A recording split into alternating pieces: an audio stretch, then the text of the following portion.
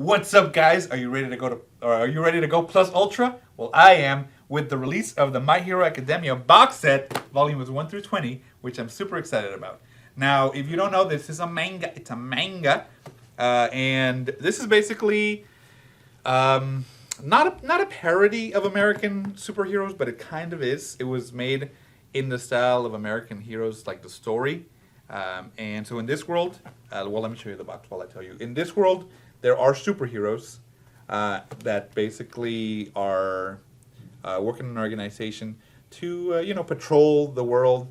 And anytime somebody gets powers, they choose to join this organization. Let's look at the books there.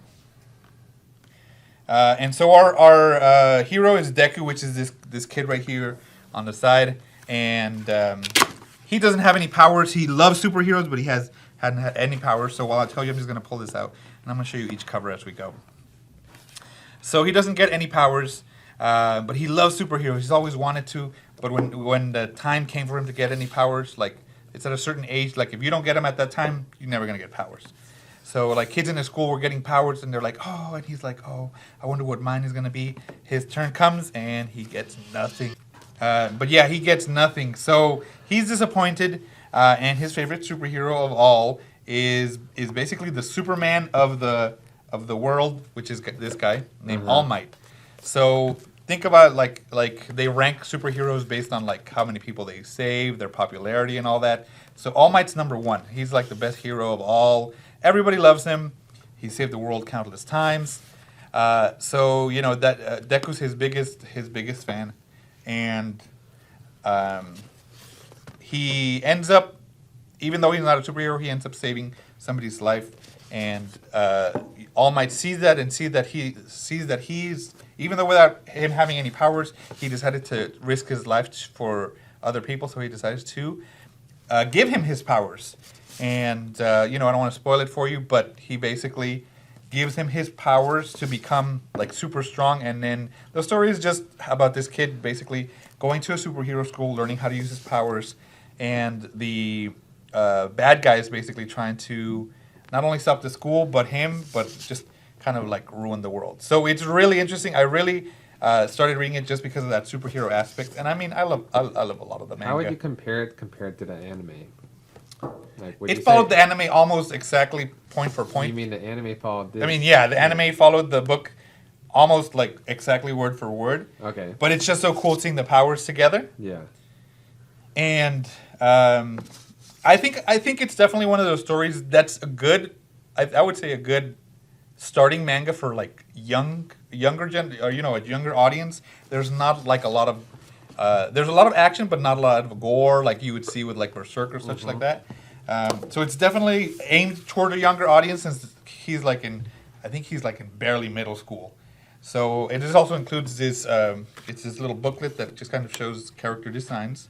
How would you rate this manga and anime? I would actually give it pretty high praise because it's very positive, I would say.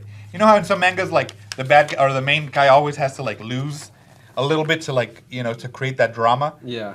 This one is very, very positive. Like, yeah, they have to fight, but in the end, good always wins in a way. So it's very like, if you want something to just make yourself feel good, I highly recommend it. It's super colorful, as you can see. Yeah. You see all the color of all the heroes. They pop out really well, and you see some very crazy like powers that you wouldn't think of doing. Like this girl can turn invisible, but then later it turns out that her invisibility like also gives her like gravitational powers.